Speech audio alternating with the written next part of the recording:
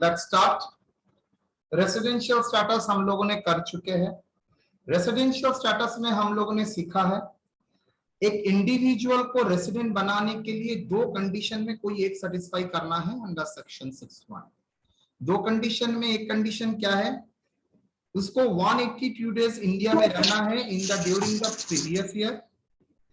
अगर ये सेटिस्फाई नहीं करता है तो उसको 60 डेज इंडिया में रहना है प्रीवियस ईयर में, और बाकी 4 साल पिछले वाला 4 प्रीवियस में consecutive 4 years back preceding 4 previous years में उसको कुल मिला के 365 डेज रहना है। अगर ये हो जाता है तो बंदा रेसिडेंट हो जाएगा। लेकिन यहां पर मैंने एक एक्सप्लेनेशन देख के रखा था, बोल रहा था an Indian citizen leave India for the purpose of employment. अगर कोई इंडियन सिटीजन इंडिया छोड़ के जा रहा है for the purpose of employment, और इंडियन सिटीजन और Indian origin person of Indian origin जो बाहर रहता है इंडिया में आता है विजिट के लिए, ये दोनों केस के लिए 60 days will be replaced by 182 days. मतलब 60 डेज कौन सा प्रोविजन में, वो जो सेकंड क्लॉज में था ना, 60 days in the previous year and 365 days in the 4 previous year, वहां पर 60 उठा के 182 कर दिया। जैसे ही 182 करता है आप बोलेंगे सर इसका देन तो सेकंड क्लॉज का कोई मतलब ही नहीं हुआ। 182 जैसे ही होता है उसका फर्स्ट क्लास अनुसार वो रेसिडेंट हो जाएगा बिकॉज 182 डेज। मतलब in gist we can say that उसके लिए सेकंड कंडीशन का कोई एप्लीकेबिलिटी नहीं है, राइट। वो लोग 182 डेज रहेगा तभी वो रेसिडेंट माना जाएगा इंडिया में, अदरवाइज नहीं। तो आज का क्लास मैं डेडिकेट करूंगा उस एक्सप्लेनेशन के ऊपर ही। लास्ट क्लास में मैंने कोई एक्सप्लेनेशन का पार्ट नहीं किया था, लेकिन आज का क्लास में मैंने एक्सप्लेनेशन का पार्ट करूंगा। Mr. Raju has completed MTech during the June 2020 and joined in GE General Electrics in USA. He left India on 15 September 2020. Determine his residential status for the previous year 2020-2021. During the year, he has received the bank interest from the fixed deposit India 25,000, and he received salary 10 lakhs, out of which 3 lakhs was credited in India and balance USA during the previous year 2021. Determine the taxability of those income in that previous year. ठीक है, मतलब पहले residential status calculate करने के लिए बोल रहा है, उसके बाद उसका टैक्स इम्प्लीकेशन, मतलब residential status and tax incidence दोनों को मिला के प्रॉब्लम करने के लिए बोल रहा है। नो इशू, कर देते हैं सॉल्यूशन।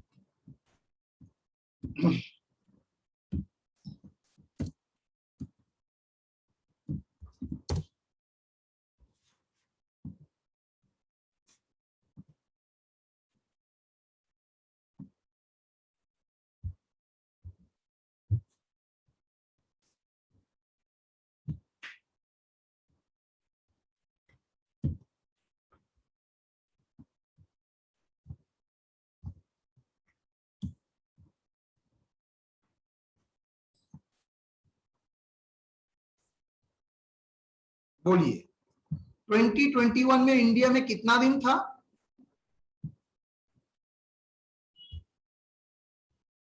में इंडिया में कितना दिन था?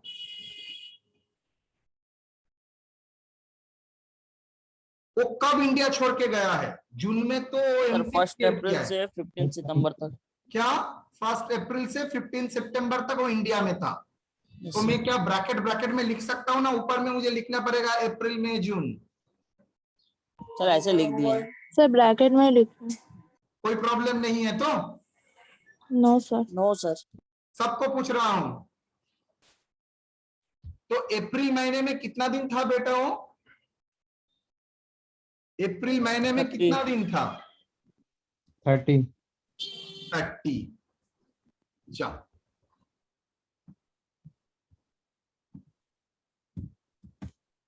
मई महीने में 31, 30, जुलाई 31,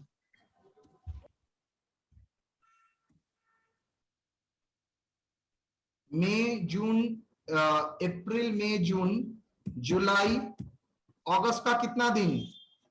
31, सितंबर का 15, 15 दिन। यस और नो? करके दिखाना पड़ेगा, ऊपर लिखना पड़ेगा अप्रैल, No, sir. अप्रैल, मई,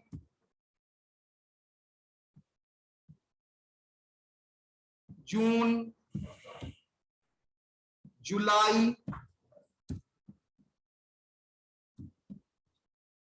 अगस्त, सितंबर। क्लियर और नॉट? क्लियर तो बेटा? Yes, sir. 30, Yes, sir. 31, 30, 31, 31, 15। क्यों 15 लिया आप लोगों ने? 15 सितंबर तक था इसलिए। Very good. तो कितना हुआ टोटल? 168। 2019-20 में कितना था? सर वो तो इंडिया छोड़ के गया ही नहीं था।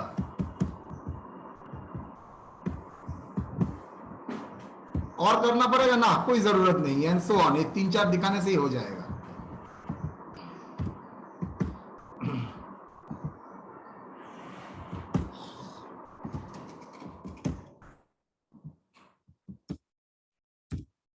बोलिए लिखेंगे कैसे? स्टेप 2, बेसिक कंडीशन एज पर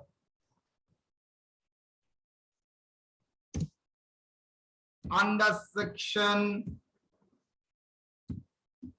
6 एक्सप्लेनेशन।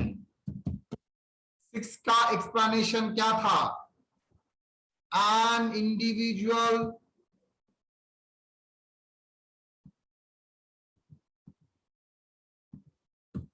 क्या था बोलिए?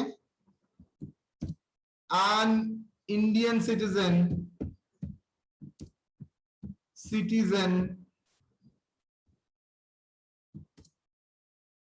left India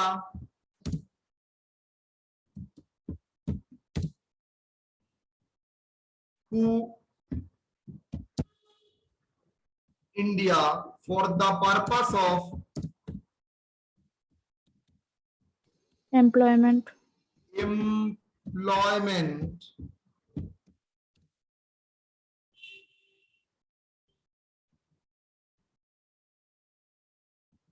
for the purpose of employment,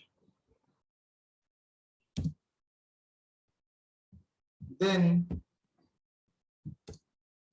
he is said to be a resident.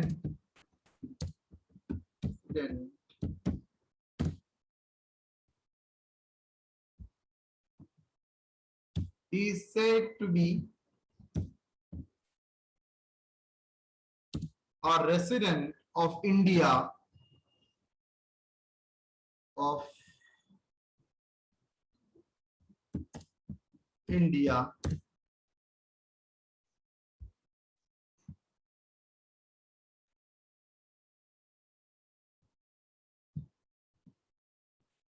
if he is in India for at least 182 days. मतलब ये लोगों के लिए ये क्लॉज एप्लीकेबल होता ही नहीं है। यस और नो? ये एक्सेप्शन के लिए एक क्लॉज एप्लीकेबल ही नहीं है तो मैं नहीं लिखूंगा। तो एज पर एक्सप्लेनेशन अनुसार उसके लिए तो एक ही क्लॉज एप्लीकेबल है, 182 डेज में लिखूंगा who said to be a resident of India if he stays in India for 182 days. Okay, agree और not? Yes, sir. Yes, sir. Yes, sir. बोलिए बोलिए बोलिए बोलिए बोलिए।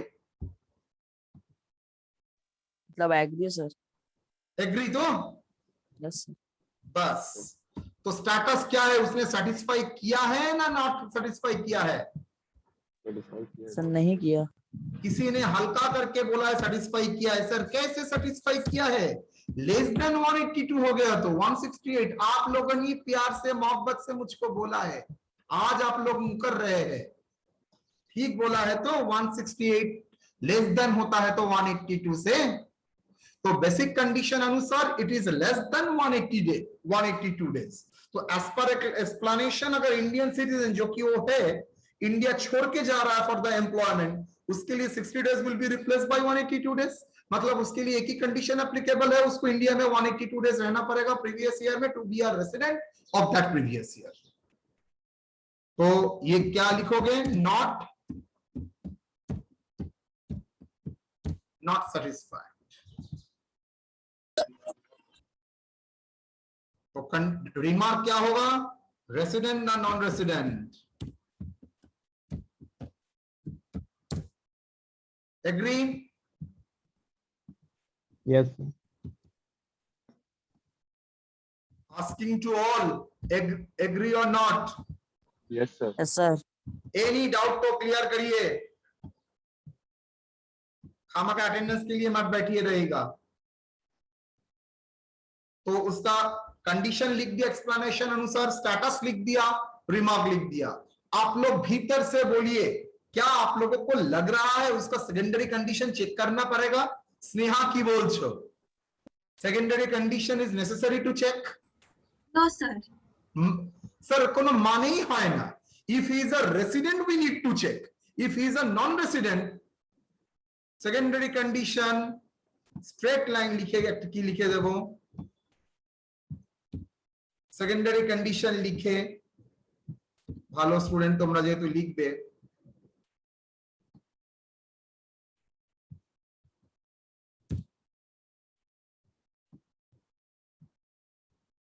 remark not require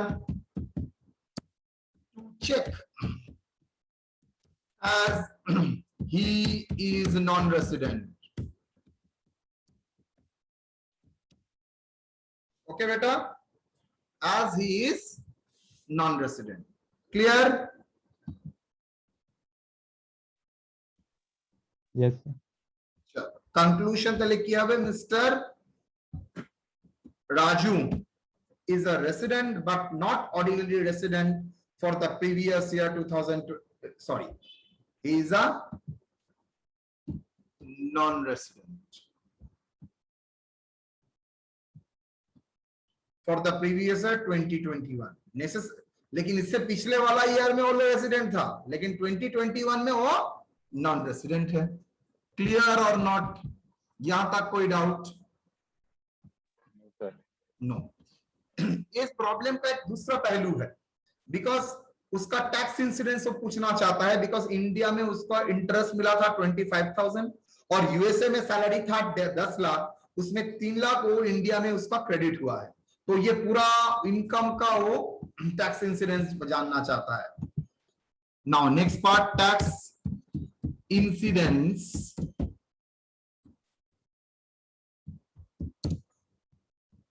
based on residential status for the previous year 2020-21.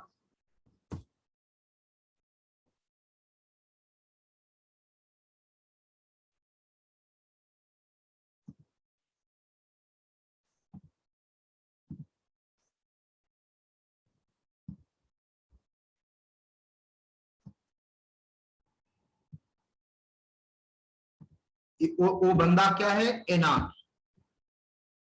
एक नाटशल में मैं देता हूं, याद करो मैंने क्या बोला था, मैंने बोला था हर इनकम का, स्नेहा मंगे सुनो, every income have a two link, two leg होता है उसका, रिसीप्ट एंड एक्रू। अगर इनकम एक्रू मतलब कहां पर अर्न हो रहा है और रिसीप्ट कहां पर मिल रहा है, ये दोनों में कोई एक लेग इंडिया में अगर हो जाता है तो वो चाहे रेसिडेंट हो, नॉन रेसिडेंट हो, आरएनओआर हो, एनओआर हो, he will pay tax in India, because दोनों लेग में कोई एक लेग अगर इंडिया में पावर रख दिए तो वो हो जाएगा, that income हो जाएगा taxable in India. Clear or not? Yes, ठीक है? sir. Clear, sir. लेकिन ये दोनों इनकम में कोई अगर इंडिया में एप्लीकेबल नहीं है तो क्या होगा, मतलब दोनों लेग इंडिया के बाहर ही है, एक भी लेग इंडिया में नहीं आएगा, तो आरओआर टैक्स देगा, ना कि आरओआर एंड आरएनओआर। आई रिपीट, दो लेग में दो लेग ही अगर इंडिया का बाहर होता है, मतलब रिसीप्ट भी बाहर हुआ है, आर्म भी बाहर हुआ है, ना आरओ नॉन रेसिडेंट इंडिया में टैक्स देगा, ना आरएनओआर इंडिया में टैक्स देगा। तो टैक्स कौन देगा? सिर्फ ROR, resident and ordinary resident will pay tax. ठीक है, that is the gist in a nutshell. Her gist का एक एक्सेप्शन होता है, एक्सप्लेनेशन होता है, यहां पर भी है। बोल रहा है ये जो इनकम जो आप बोल रहे हैं, जिसका अर्निंग भी बाहर है, रिसीव भी बाहर हुआ है, ये इनकम अगर बिजनेस सोर्स से होता है जो कि कंट्रोल्ड होता है इंडिया से, आई रिपीट, वो अगर एसएससी का बिजनेस सोर्स से इनकम होता है जो कंट्रोल होता है इंडिया से, तो वो इनकम क्या हो जाएगा? टैक्सेबल होगा। आरओआर का तो पहले से ही टैक्सेबल था, आरएनओआर को भी टैक्स देना पड़ेगा। That is the exception of the above rule. Non resident tax देगा ना, नॉन रेसिडेंट के लिए एप्लीकेबल नहीं है। नॉन रेसिडेंट का दो लेग में अगर कोई लेग इंडिया में रहेगा तभी वो टैक्स देगा, अगर दोनों लेग दोनों ही बाहर रहेगा कभी भी टैक्स नहीं देगा, वो चाहे इंडिया से कंट्रोल हो और बाहर से कंट्रोल हो। क्लियर और नॉट? यहां तक एकदम छोटा करके बोल दिया। Yes, sir. स्नेहा बुझेছো? हाँ सर।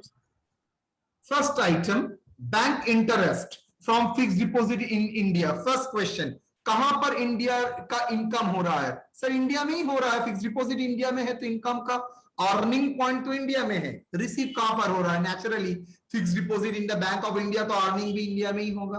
ओके, तो क्या होगा बेटा?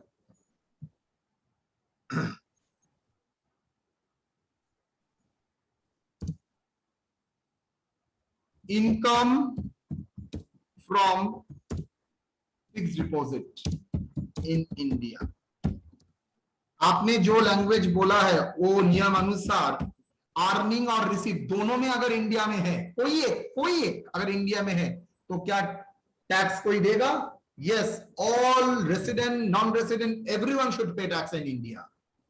तो इस अनुसार उसको टैक्सेबल हो जाएगा कितना?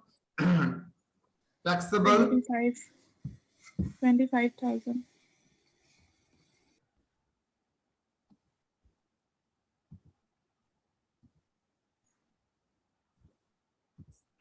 Non taxable.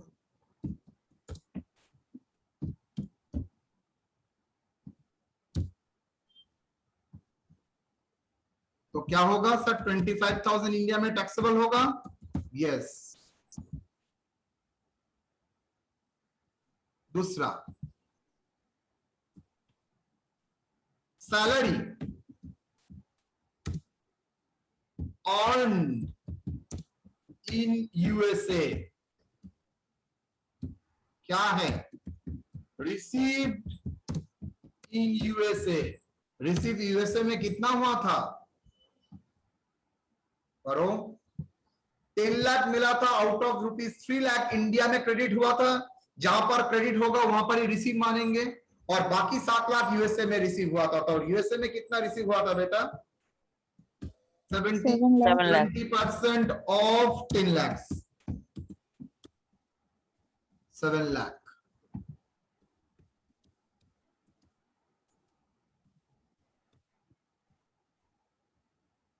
और received in India, sorry, received in USA, तो इनकम अर्न भी हुआ था यूएसए में, रिसीव भी हो रहा है यूएसए में। क्या नॉन रेसिडेंट इंडिया में टैक्स देगा? No sir. No sir. प्रश्न ही नहीं, नॉन टैक्सेबल। सर बाकी 30% টা কি নন ট্যাক্সেবল মানে ট্যাক্সেবল? দেখা যাক আমি করি। রিসিভড ইন ইন্ডিয়া, স্যার দুটো লেগের মধ্যে একটা লেগ তো বাইরেই আছে USA, other leg in India, other leg in India.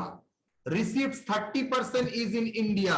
আপনি বলেছিলেন anyone, either income earned or received, any one of the component is in India। तो सर अर्निंग যেখানে খুশি হোক, बट received in India হচ্ছে 3 लाख। तो क्या इंडिया में टैक्स देगा? Yes, sir. Yes, sir. Clear और नॉट? तो टोटल क्या होगा? टैक्सेबल हो जाएगा 3,25,000 इंडिया में, और नॉन टैक्सेबल तो बाकी तो 7.5 लाख नॉन टैक्सेबल और टैक्सेबल हो जाएगा टोटल टैक्सेबल। इंडिया में टैक्सेबल होगा 3,25,000। एक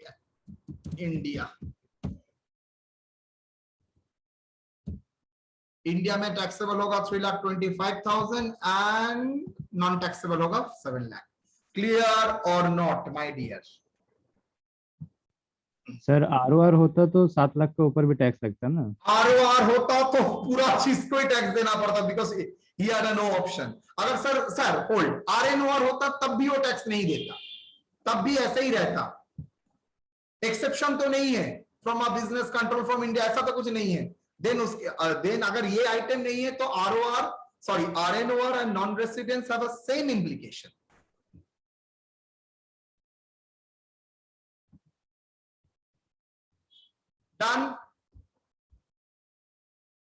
डन बेटा? Yes yes sir. नाउ ये फर्स्ट क्वेश्चन था। सेकंड क्वेश्चन में आते हैं। Mister Amitabho has left India for the purpose of employment in Dubai as accounts officer in Dubai-based company on 1/11/2017. He came to India for the purpose of visit every year and return back to Dubai. He has stayed over the period 2018-19, 2019-20.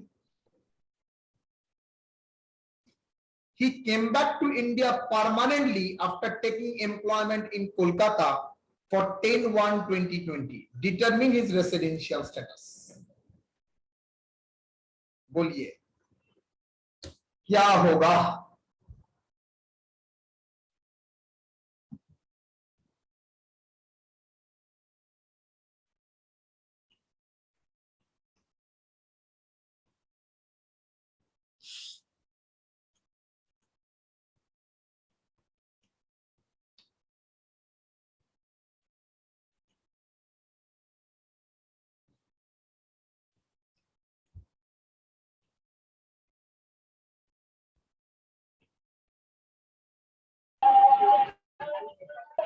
Speak out.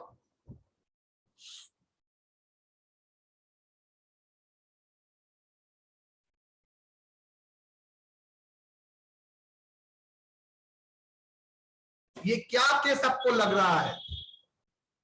Explanation नहीं होगा sir. हाँ sir, explanation तो नहीं लग रहा sir. मेदर मुद्दे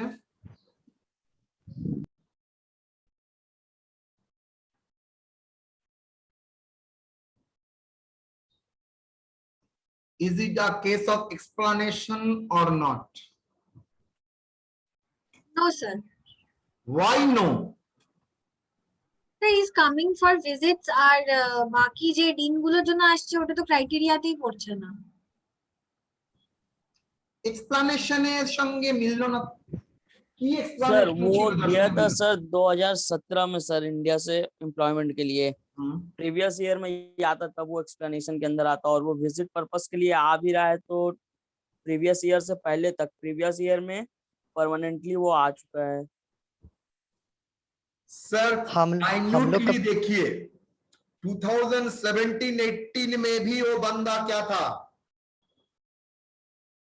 2017-18 में भी वो एक्सप्लेनेशन था। Explanation 1, leave India for the purpose of employment.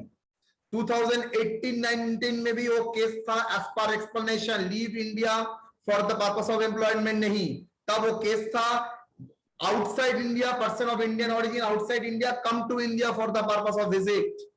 1920 में भी outside India comes to India for the purpose of visit. लेकिन 2021 में वो पूरा खेला तो घुमा दिया है। उसने क्या किया? एम्प्लॉयमेंट छोड़ के विजिट के लिए इंडिया में नहीं आया, स्ट्रेट वे में कलकत्ता में आ गया रहने के लिए। क्या बोलोगे? ये क्या being outside India comes to India visit, leave India for the purpose of employment, ये दोनों एक्सप्लेनेशन लग रहा है? No sir. अगर एक्सप्लेनेशन नहीं लग रहा है तो हम लोग क्या बोलेंगे? It is not cover under the explanation. अगर एक्सप्लेनेशन नहीं कवर करता है तो क्या होगा? सर नॉर्मल प्रोविजन की तरह ही इसका ट्रीटमेंट हुआ होगा।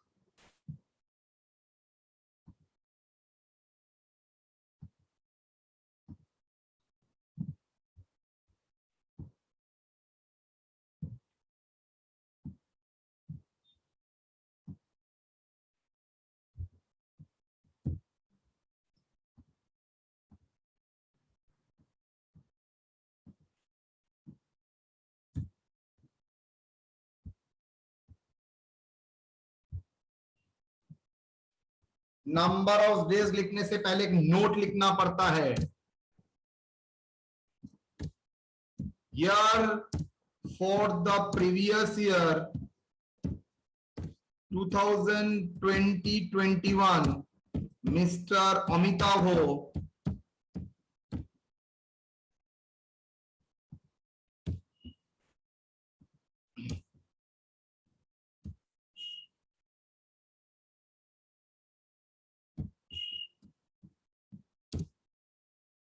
comes to India, came to India for India permanently, not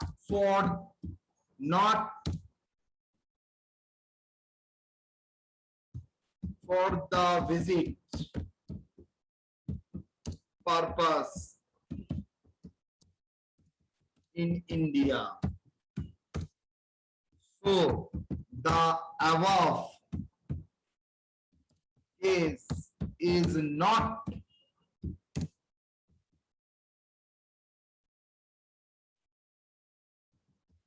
referred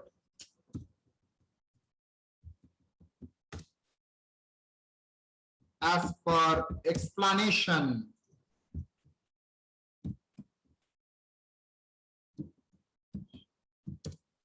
given under section 6 subsection 1. Clear or not, ball?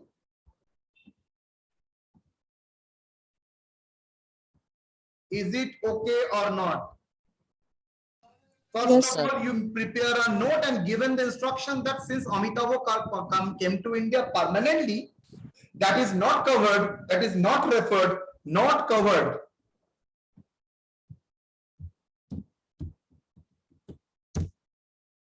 Not covered as per the explanation given under section 6(1). कोई doubt यहाँ तक? No, sir. No, sir. Now, अगर explanation cover नहीं करता then normal provision. 2021 में कब आया था? 10/1/2020. तो कितना दिन इंडिया में था? जैन में कितना बेटा? बोलो। 22 होगा। अच्छा, मैं क्या ऊपर मांग लिख के कराऊं, आप लोगों का सुविधा होगा? नो सर, ऐसे डायरेक्ट लीजिए। No, sir. पूछ रहा हूं, आराम से बोलिए सर, मांग लिख के कराइए ना। Yes, sir. कराओ मांग लिख के? Yes, sir. अच्छा, बोलने में शर्म का क्या बात है? सीखने आए हो, आप पंडित नहीं हो सकता है आपके बगल में जो बैठा है आइंस्टाइन का औलाद है, आप ऑर्डिनरी हो मेरे तरह, बोलेंगे, कोई प्रॉब्लम नहीं है। शर्म की क्या बात है? सीखने आए हो, चोरी करने आए हो थोड़ी। स्टेप 1 हो ही सकता है, मेरा अच्छा बच्चा लोग है। चलिए, नंबर ऑफ डेज, हाँ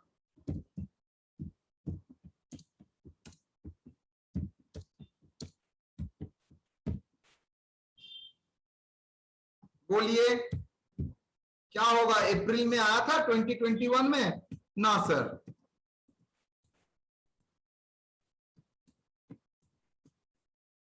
यहां पर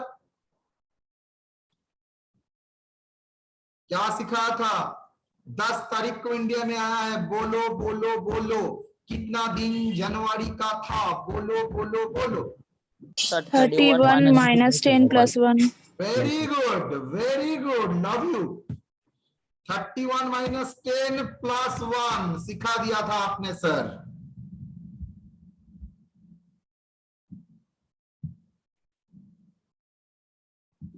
$22 days.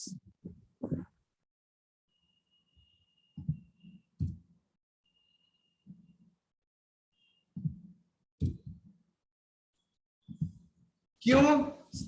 स्नेहा एक बार आपको समझा देते हैं। 31 minus 10 होने का कारण है 31 दिन तारीख से 10 तारीख तक इंडिया में था, वो तो ठीक ही है, बाकी डे ऑफ डिपार्चर और डे ऑफ अराइवल, तो यहाँ पर डे ऑफ अराइवल को माना जाएगा इंडिया में है, दैट्स वाई +1 हुआ है।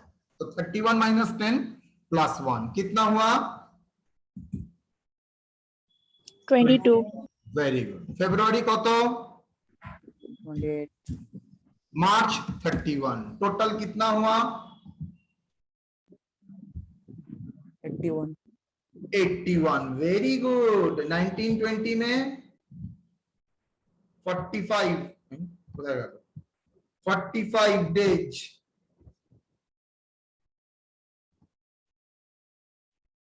1920 में 120 डेज।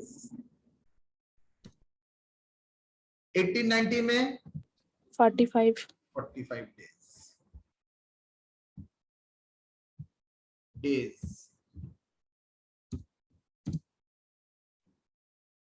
बाकी 17-18 में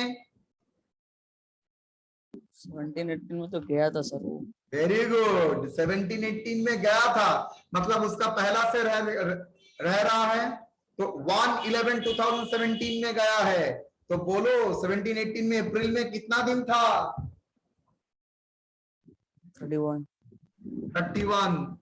यही ज्यादा हो 31 उसमें 30 अप्रैल में 30 होता ना। हाँ, ये कौन गधा है? जून में 30, मेरा भी बर्बाद करके रखा था। सितंबर में 30, अक्टूबर में, नवंबर में सर एक दिन सितंबर कुछ नहीं। Total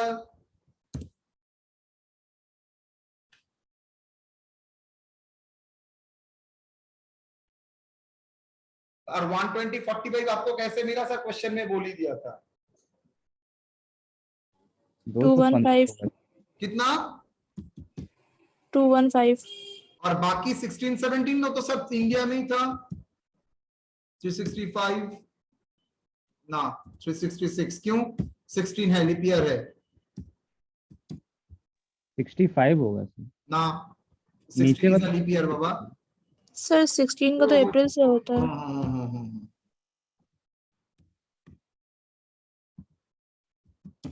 So on. ठीक है।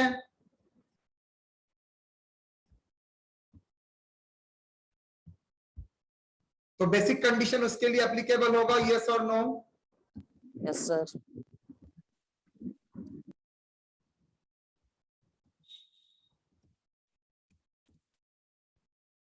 तो क्या 182 डेज सेटिस्फाई कर रहा है? नहीं sir.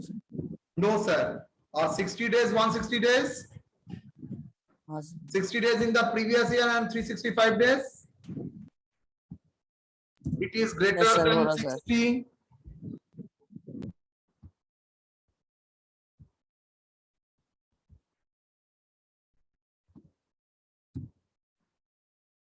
It is greater than 60।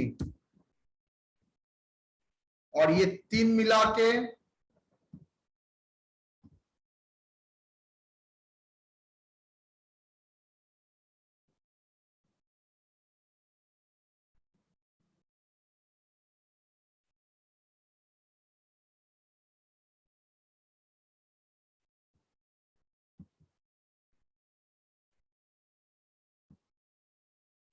तीन चार, ये 4 ईयर मिला के क्या हो रहा है?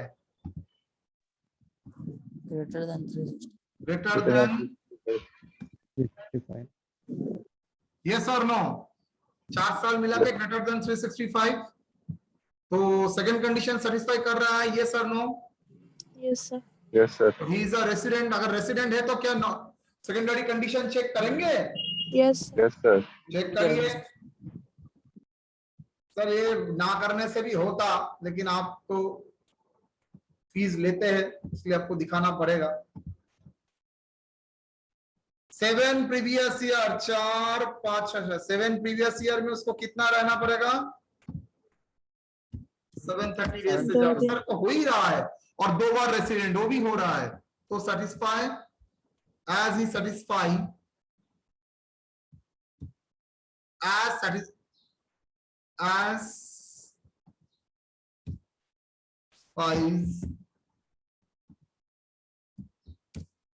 satisfies both the conditions simultaneously. तो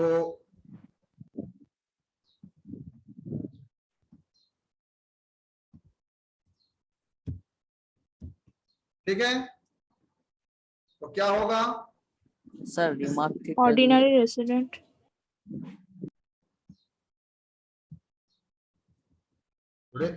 रेसिडेंट ना ऑर्डिनरी रेसिडेंट। तो मिस्टर अमिताभ हो तो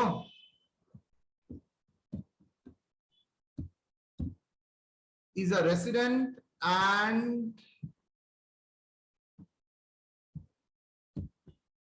ordinary resident for the previous year that. बोलिए कोई डाउट, कोई डाउट यहां तक? No sir. एग्री? सर बोलो बोलो बोलो। सर ये रेसिडेंट एंड ऑर्डिनरी रेसिडेंट लिखना जरूरी है, सिर्फ ऑर्डिनरी रेसिडेंट लिख देंगे? ना बेटा, रेसिडेंट भी है एंड ऑर्डिनरी रेसिडेंट, ROR लिख सकते हो, रेसिडेंट एंड ऑर्डिनरी रेसिडेंट ना। इनकम टैक्स में ऐसा टर्म नहीं है।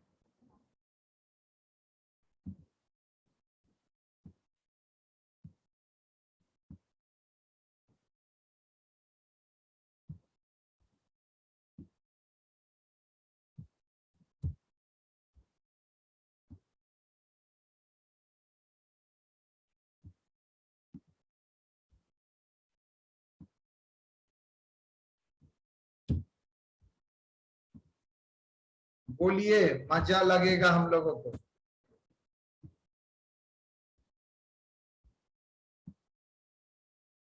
Mister Arun Agarwal, question. Mr. Arun Agarwal is a qualified chartered accountant. He left India after getting employment in Australia as a senior accountant in MNC of Australia 10/8/2010. Every year he comes to India for the family visit. Over the last 8 years preceding the previous year 2020-21, he stayed in the year for the following number of days. बोलिए मजा। Question देखिए, उसके बाद उसका प्यार मोहब्बत से हम लोग आंसर करेंगे। पहले क्वेश्चन वहां देखिए।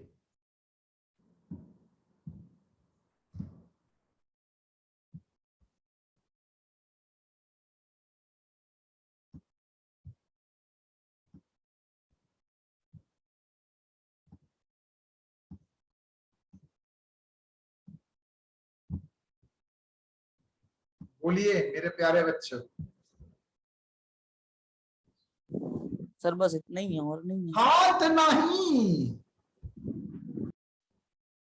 Determine his residential status. Determine his residential status for the previous year 2020-21. During the year he has earned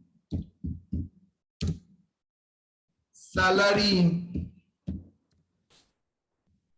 in Australia and received there. कोई मतलब नहीं है, हटो, खामखा बढ़ाने का टालने का कोई मतलब नहीं है। बोलो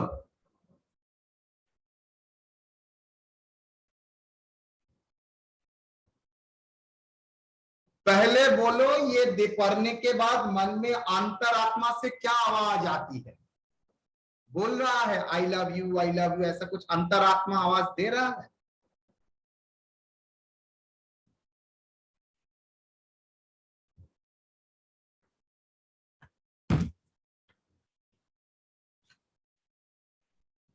সব ফেলে চলে যায় সেখানে, ঠিক আছে? बोलिए। सर ये इंडियन ओरिजिन वाला केस है, comes India for visiting India, सबका विजिटिंग आंसर पर्पस के चाहता लिए आ हूं रहा मैं, है। दीपक का आंसर के लिए क्लास नहीं कराता हूं। दीपक मेरा फेवरेट स्टूडेंट है, लेकिन दीपक का आंसर सुन के मैं क्या करूंगा? वो महान इंसान हो गया है। बाकी का आंसर भी चाहिए, सबका आंसर चाहिए, मजा होगा तब।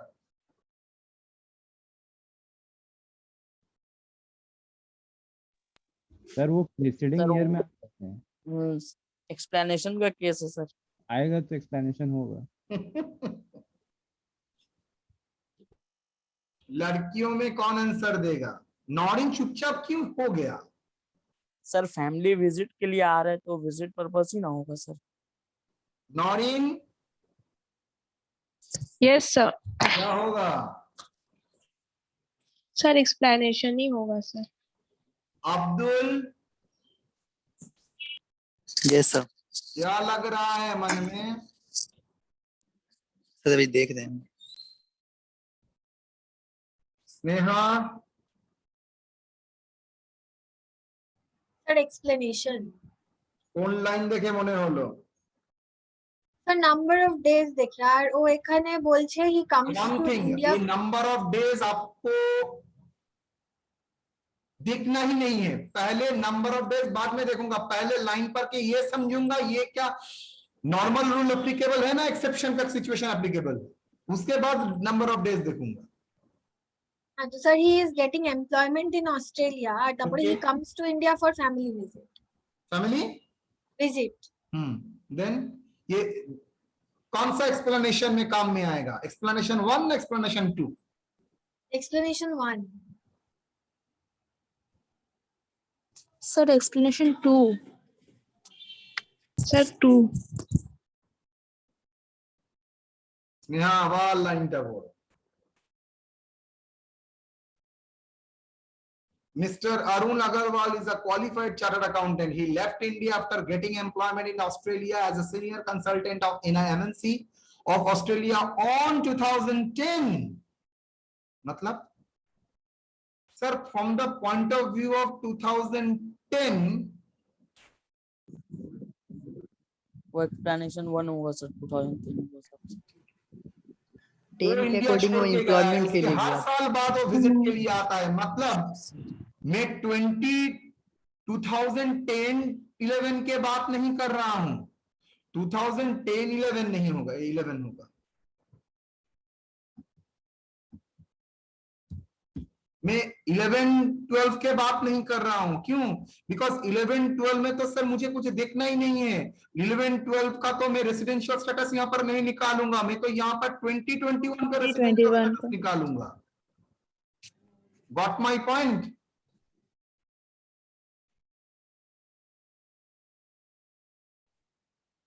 यस স্যার একবার রিপিট করুন। আবার করব।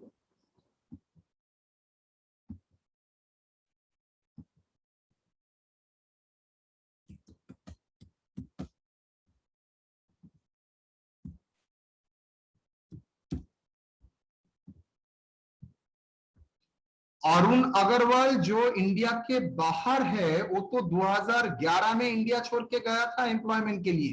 तो from the point of view of 2011 हम लोग एक्सप्लेनेशन 1 चेक करेंगे, लेकिन सब्सिक्वेंट ईयर में वो तो एक्सप्लेनेशन 2 हो गया, because Indian citizen come to India for the purpose of visit. वो तो उस ईयर में तो इंडिया छोड़ के नहीं गया है, इंडिया छोड़ के गया है एक बार 2011 में। इसके बाद जितना बार आ रहा है इंडिया में विजिट के लिए आ रहा है, मतलब एक्सप्लेनेशन 2 कर रहा है। It is not the case of explanation 1। Explanation 1 only in the year of 2011-12, लेकिन सब्सिक्वेंट ईयर में वो कभी भी वो विजिट के लिए आ रहा है, मतलब एक्सप्लेनेशन 2 कर रहा है। বুঝা গেছে? না স্যার ক্লিয়ার হলো না। আবার পড়ো। এক্সপ্লেনেশন 2 কেন? এক্সপ্লেনেশন 2 তে কি ছিল? ও ফ্যামিলি ভিজিট করতে আসছে। ও তো তাই করেছে এখানটায়। 2011 এ ছিল, ইন্ডিয়া ছেড়ে গেছিল, কিন্তু 12 13 14 15 এগুলো তো সব ইন্ডিয়াতে আসছিল for the purpose of visit सब इंडिया में आ रहा है उसका विजिट पर्पस के लिए क्लियर और नॉट यस सर 2011 में भी एक्सप्लेनेशन ही था लेकिन वो एक्सप्लेनेशन वन था because leave India for the purpose of employment लेकिन सब्सिक्वेंट ईयर में तो और एम्प्लॉयमेंट के लिए इंडिया छोड़ के नहीं गया सब्सिक्वेंट ईयर में वो सिर्फ इंडिया में ऑलरेडी एम्प्लॉयमेंट बाहर ही है सब्सिक्वेंट ईयर में वो क्या है इंडिया में वो रहने वाला है विजिट के लिए उसके बाद फिर से चला जाता है তো স্যার ওগুলো তো এমনি তো মানে ট্যাক্স ক্যালকুলেশনের সময় আসবে না আমার ওইগুলো ট্যাক্স ক্যালকুলেশনের সময় আসার আমি কোনো ট্যাক্স ক্যালকুলেশন তোমাকে এখানে দেখাইনি here I have given you the residential status আচ্ছা রেসিডেন্সিয়াল স্ট্যাটাসটা বার করার জন্য just I have given you to calculate the residential status for the year ট্যাক্সটা একদম ভেবো না আমি ট্যাক্সের কথা তোমাকে এখনো বলিনি কাউকেই বলিনি আমি তোমাকে জাস্ট বলেছি এই পিরিয়ড গুলো তো রেসিডেন্ট অর নট তুমি বল তো আমাকে জানতে চেয়েছে 2020-21 এর রেসিডেন্ট অর নট তো 2021 এর রেসিডেন্ট হওয়ার জন্য কি এক্সপ্লেনেশনে পড়ছে কি পড়ছে না দেখতে হবে आंसर হবে sir yes is covered under the explanation why covered under explanation because sir in that year he is an Indian person or Indian citizen outside India তেই ছিল because ওর চাকরি ছিল অস্ট্রেলিয়াতে ইন্ডিয়াতে আসছিল for the purpose of visit since he is coming for the purpose of visit তো sir এটা তো এক্সপ্লেনেশন 2 হয়ে গেল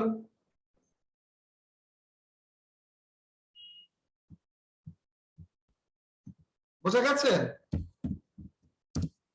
হ্যাঁ স্যার না এখনো নয় স্যার ও রেসিডেন্ট হবে কেন আমি কখন বললাম রেসিডেন্ট হবে আমি এক্সপ্লেনেশনটা কোনটা অ্যাপ্লিকেবল হবে সেটা জানতে চেয়েছি আমি এখনো তো ডিটারমিনই করিনি রেসিডেন্ট হবে না হবে ও তো পরে চেক করব তার আগে তো আমায় জানতে হবে কোনটা অ্যাপ্লিকেবল হবে জেনারেল রুল অ্যাপ্লিকেবল হবে না এক্সপ্লেনেশন অ্যাপ্লিকেবল হবে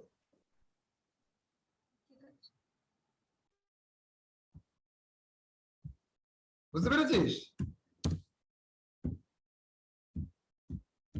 হ্যাঁ sir mister Arun Agarwal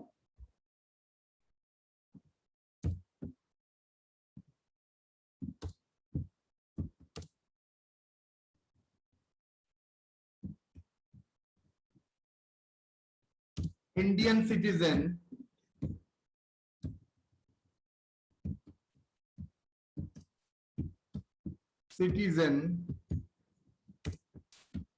comes to India for the previous year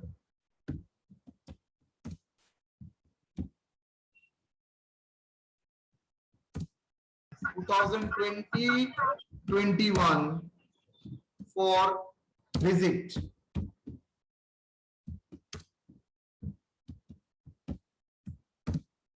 So this situation is covered under section under explanation given under section 6(1). explanation and number লিখতে হবে না ওকে এটা নোট দিয়ে স্টার্ট করবে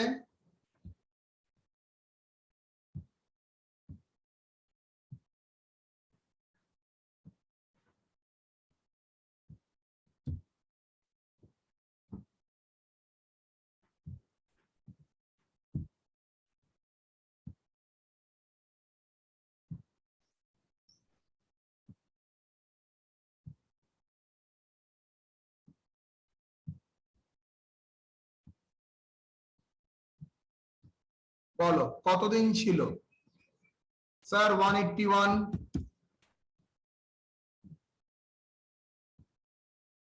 120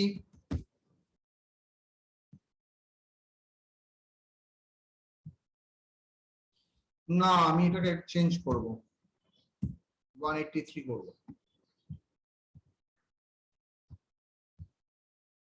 183 80 65 110. 100. 100 and 110. তারপরে 150. 115, 15 means like 50. 150,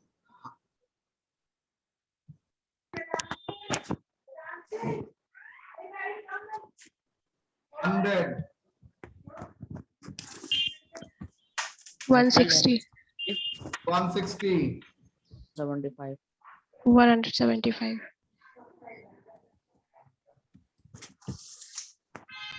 175 আমার এটুকু বললেই হয়ে যায়। তো বলো কি হবে? one basic condition as per explanation, an Indian citizen or person of Indian origin comes to India for the purpose of visit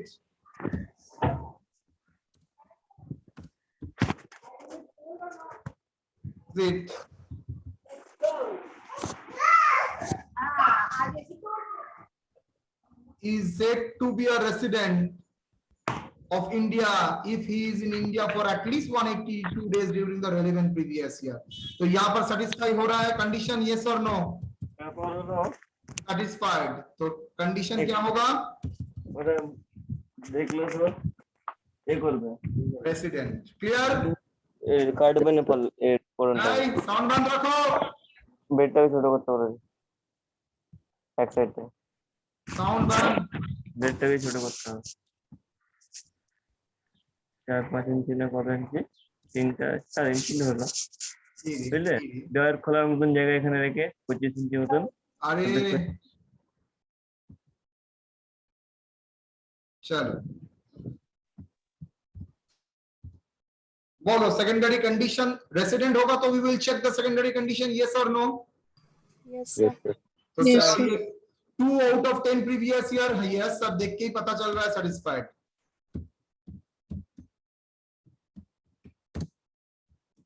दूसरा एंड है ना,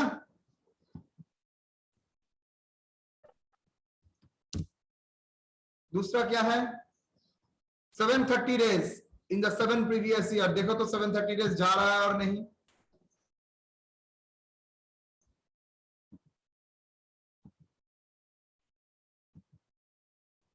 सेवन प्रीवियस ईयर 1 2 3 4 3 4 5 6 7। देखो तो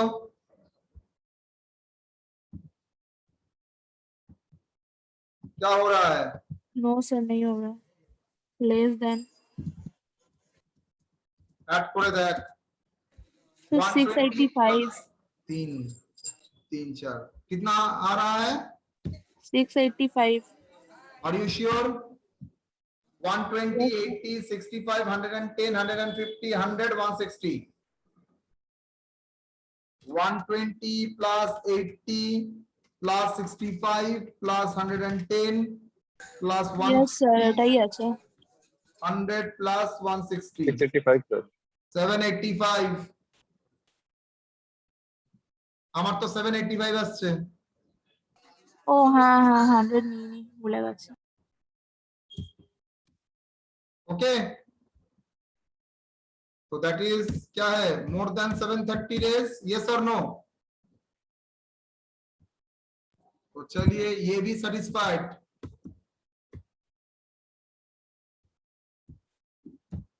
सेटिस्फाइड। तो कंक्लूजन क्या होगा?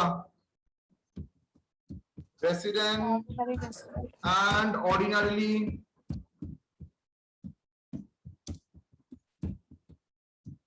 resident and ordinarily resident. Clear or not?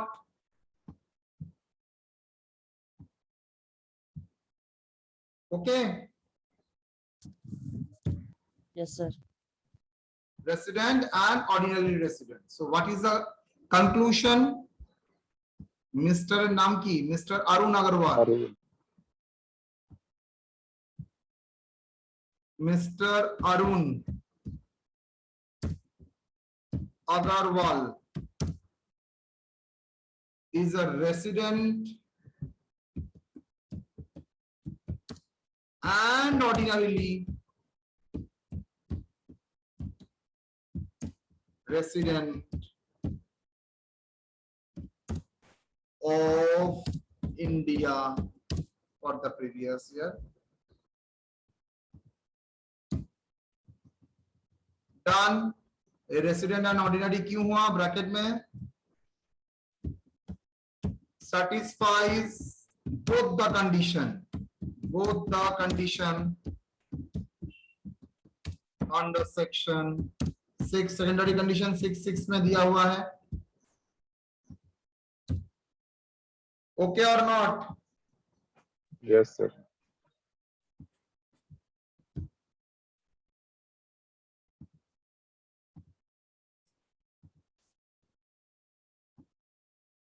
Done. Sir explanation का section कितना है सर? एक्सप्लेनेशन ऑफ सेक्शन 6.1 में एक्सप्लेनेशन दिया है. एक्सप्लेनेशन 6.1 का है. Explanation under section 6.1. Explanation number नहीं लिखना है. अगर आप सेक्शन भी रिपोर्ट करना नहीं चाहते तो नहीं करें, लेकिन मैं बोलूंगा करिएगा. तो कोई डाउट? No sir. तो हम लोग इंडिविजुअल का 2 पहलू चर्चा किए. एक्सेप्शन, अदर देन एक्सेप्शन, उसके साथ रेसिडेंशियल स्टेटस के साथ टैक्स इंसिडेंस का क्या रिलेशन, वो भी एक प्रॉब्लम में दिखाया है. ठीक है.